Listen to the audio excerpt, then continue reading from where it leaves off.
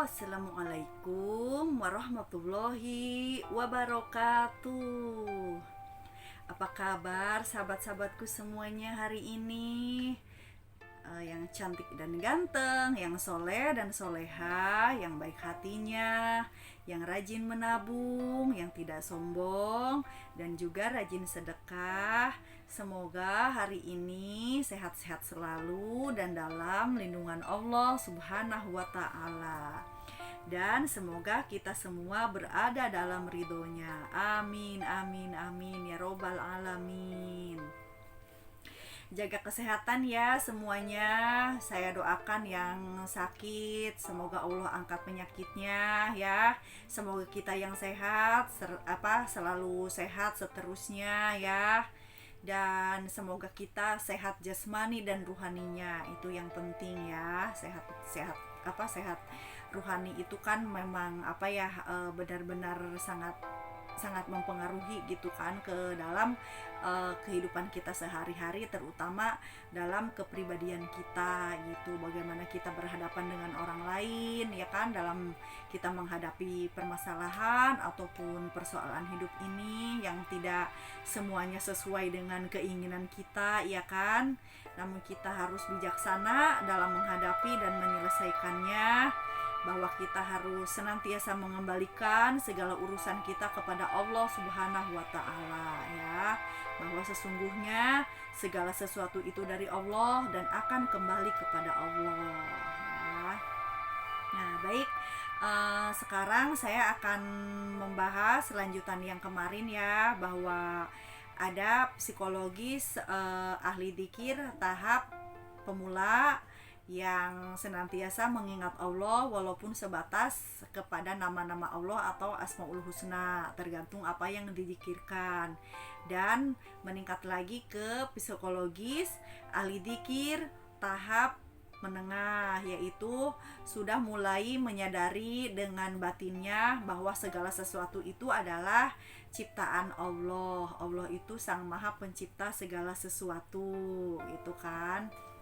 Nah, sekarang kita bahas ahli dzikir tahap menengah ke atas ya.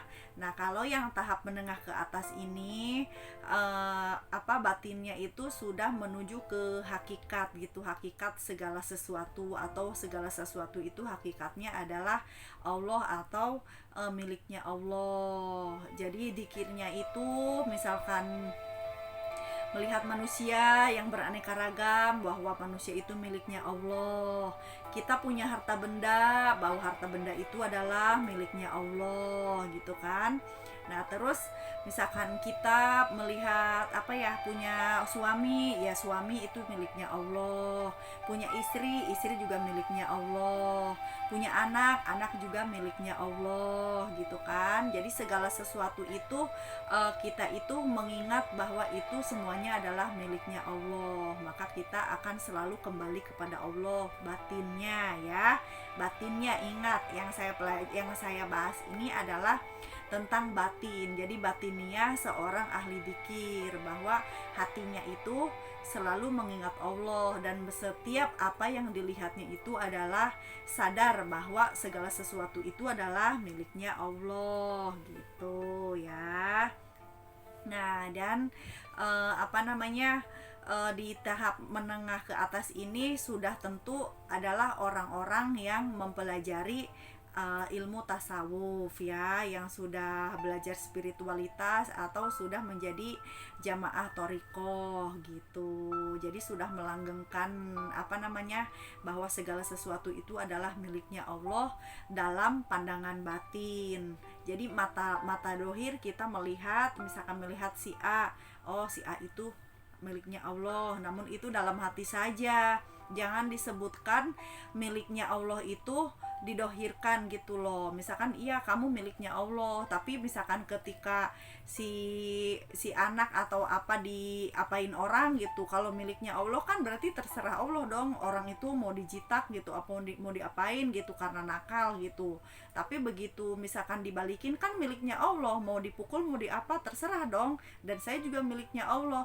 Akhirnya jadi pertengkaran. Nah makanya kita harus bisa membedakan ilmu syariat dengan ilmu batin batin ya. Spiritualitas ini kan ilmu batin. Kita boleh mengucapkan ini miliknya Allah, itu miliknya Allah, namun dalam batin saja. Jangan untuk hal keegoisan. Nah, kalau masih dalam hal keegoisan untuk mendapatkan sesuatu atau untuk pembenaran, itu berarti masih disetir oleh jiwanya atau oleh nafsunya. Makanya ngomongin ilmu spiritualitas ini jangan sedikit-sedikit pakai ucapan gitu loh, apalagi di depan orang lain yang mungkin orang itu belum belajar, ketemu orang misalkan orang yang mengandalkan hawa nafsu, ketemu sama orang taruhlah orang yang bodoh gitu ya, maksudnya yang masih belum mengerti apa-apa gitu ya, sama-sama nafsu akhirnya adu argumen gitu. Nah itu hati-hati, itu juga banyak terjadi, banyak kasus di dunia ini ya, maksudnya di luaran itu. Jadi kadang-kadang orang yang baru menapaki ilmu tasawuf gitu, baru mengerti ilmunya, yang dibahas itu mulu, tapi ketika dia dihadapkan dengan sesuatu yang harus membuatnya bijaksana, dia tidak terima. Nah makanya jangan sembarangan ngomongin ilmu tasawuf ini dengan orang yang umum, tapi untuk hal keegoisan gitu loh. Jadi misalkan gini, contoh kita kita pengen sesuatu, taruhlah makanan ya yang simple gitu, ini kan miliknya Allah, main rebut aja gitu. Nah ketika milik kita direbut, orang itu menyebutkan ini juga miliknya Allah juga, nah mau gimana jawabannya, iya kan?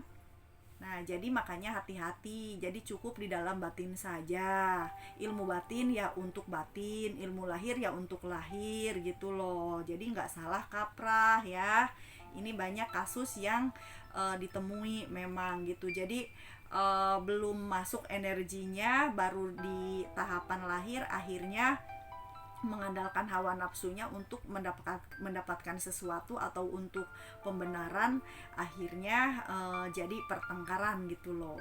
Itu banyak kasus yang sering terjadi gitu ya. Jadi saya di sini mengingatkan bahwa kalau ilmu batin ya kita cukup dalam batin saja ngomongnya ya. Nah, kembali lagi ke ahli zikir tahap menengah ke atas, bahwa beliau-beliau ini atau orang-orang yang ahli zikir di fase ini, bahwa mereka sadar dengan hatinya ataupun dengan mata batinnya bahwa segala sesuatu itu adalah miliknya Allah Subhanahu wa taala ya. Tapi ingat dalam batin saja ya. Kalau bagi orang yang misalkan masih di ahli dzikir yang tahap pemula itu, ingin menapaki lagi ke ahli dzikir tingkat menengah ini, jadi belajar berzikir melihat segala sesuatu itu miliknya Allah, miliknya Allah, miliknya Allah, miliknya Allah, semua miliknya Allah. Tapi hati saja yang bicara ya, jangan didohirkan, dan itu akan menyesatkan orang-orang yang masih awam gitu. Nanti dijadikan dalil untuk keegoisan, untuk hawa nafsu gitu. Hati-hati ya. Nah, baik, sampai di sini aja dulu ya. Nanti kita bahas lagi ke ahli dzikir tingkat tinggi ya. Kita bahas pelan-pelan ya. Yang penting sedikit-sedikit tapi bisa difahami ya. Karena memang ilmu tasawuf ini tidak boleh diajarkan banyak-banyak gitu loh. Tidak boleh diajarkan banyak-banyak, dan ini pun hanya psikologisnya saja yang saya ajarkan ya. Jadi fase-fase atau tingkatan-tingkatan jiwa kita bagi yang menapaki perjalanan ruhani gitu. Jadi saya di sini spesialis spiritualitas psikologisnya gitu. Jadi yang tentang makom-makom jiwanya itu. Tapi kalau untuk ilmu tasawuf sendiri, untuk ilmu hakikat dan ilmu ma'rifatullah itu ada kitab khusus dan harus belajar tatap muka, berhadapan langsung dengan seorang mursyid yang ilmunya ada sambungan kepada baginda Rasulullah Shallallahu Alaihi Wasallam.